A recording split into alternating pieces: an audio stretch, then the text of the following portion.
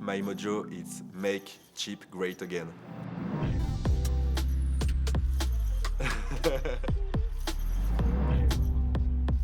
It's my first job. To work to Trifoc, it's a very good and huge opportunity.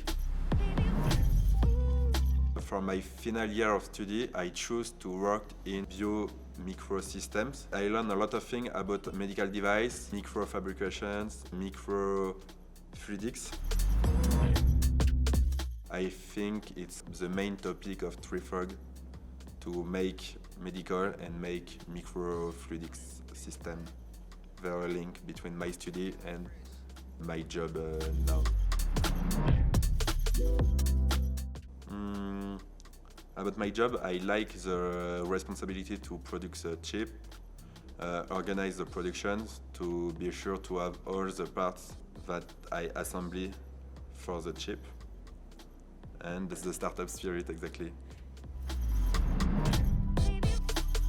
Someone who work in my team, it's very important to have good hand to make perfect chip. And if it's people in another team, it's a very team spirit and to have good capacity to play ping pong.